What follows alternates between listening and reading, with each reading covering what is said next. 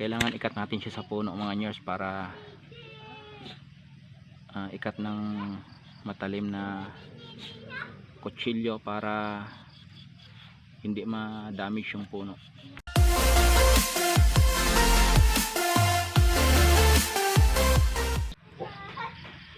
This time ipapakita namin sa inyo ang tamang proseso sa pag-harvest ng kakao. So dito po siya namumunga,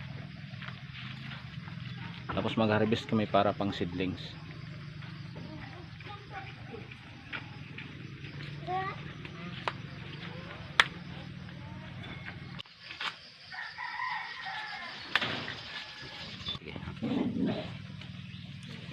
Kailangan ikat natin siya sa puno mga nyers para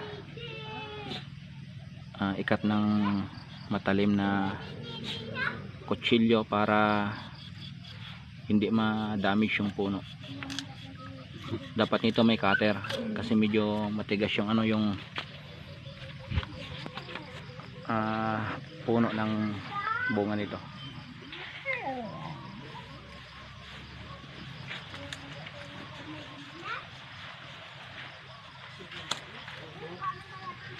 Okay na, tatlo lang. Ininduan di pa. Hindi pa.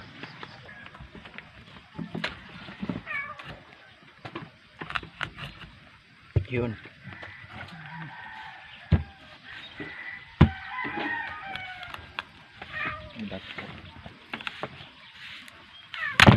Oh, so bali ito na yung kanyang tinatawag nating cacao beans.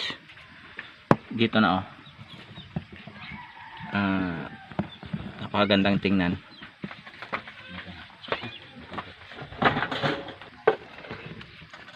Ito 5 days ba lang ibe? Maglabas ng iyan Sprout o ano. So bali sa isang typical o regular na cacao fruit, approximately mayroon kaming mga 30 seeds na makukuha. So sa tatlong ito pwede tayong makapag-produce ng 100 seedlings, more or less 100 seedlings. So madali lang po magparami, ang importante lang po magtanim tayo ng konti kasi hindi tayo kung medyo low yung income na yung budget natin, hindi tayo bili ng medyo maramihan kasi sa kadahilan ng medyo mahal yung seedling. Pero since marami na yung nakuha namin ngayon, ito yung gawin namin pang simula para sa aming seedlings. Encourage ko yung mga gusto mag-venture sa cacao farming. Maganda po ito.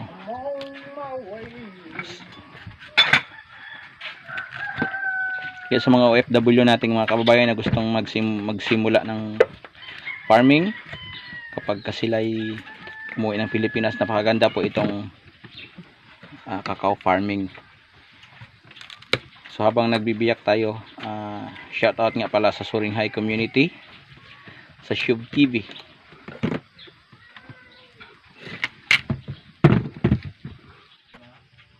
So yung ginagawa namin dito mga nyers, hindi na namin ito binibilad kapag kami magsisidling. Lalagyan na lang namin ng tubig.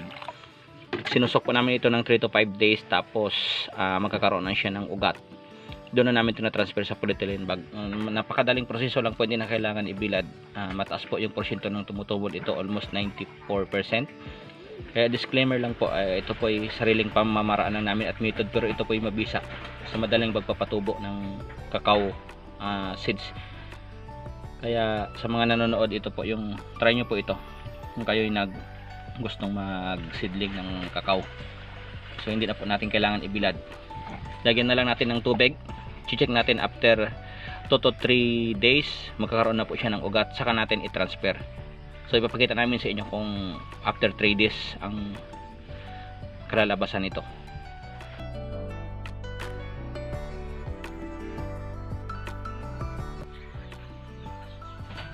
After 3 to 4 days, may nakikita na po tayong sibol niya ito. So ito na yung ating ilalagay sa ating polybag dito. Itong sibol nakikita nyo, itong ilagay natin sa ilalim ko ito kasi ito yung ugat. So balik ta rin natin. Ang mangyayari po dito ay parang ganito siya. Yun.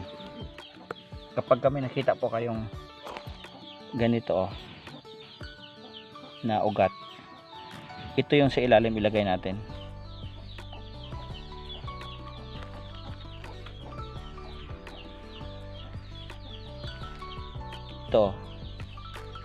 Ito yung ugat niya, ilagay natin sa ilalim pag ganyan.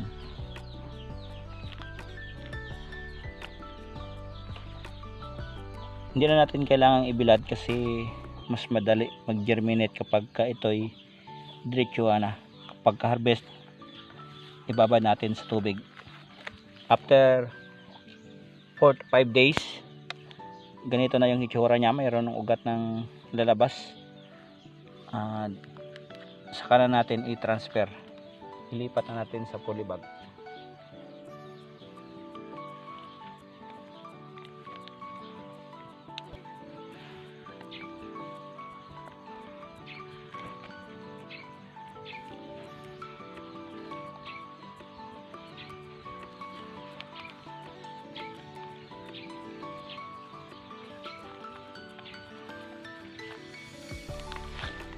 Ganito lang to kadali guys, hindi na kailangan ibilad.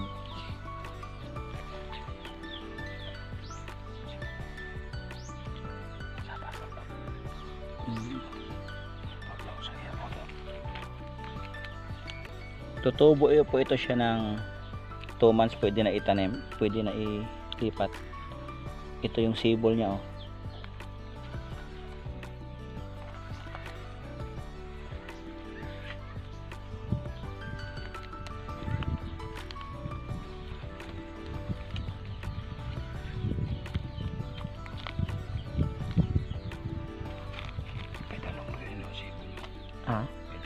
dalo mo siya.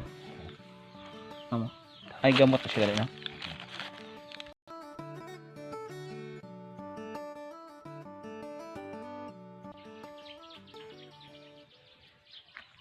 After 2 months, bali ito na po siya. Mayroon na siyang 1, 2, 3, 4, 5, 6 na dahon. So ito ay ready for planting na. Pero dahil dry season ngayon dito sa amin, summer, hintayin namin ito mga 1.5 buwan pa. By the month of June, ito transfer po namin ito. So abangan nyo guys yung next episode namin kasi ipapakita namin sa bundok yung proper distance at yung sistema kung paano to ang tamang pagtatanim nito. So ito na po yung nasidling natin after 2 months. Yung germination niya po ay 98%. At ito na siya kaganda sa ilalim. So ang na-produce pa natin is approximately mga 1,000 more or less. So 150 seedlings. So ipapakita namin sa inyo sa mga next naming episode, na next naming video, ang proper distance po nito. At kung paano po ito itanim sa intercrop, sa upland, kasi sa upland po namin ito balak itanim.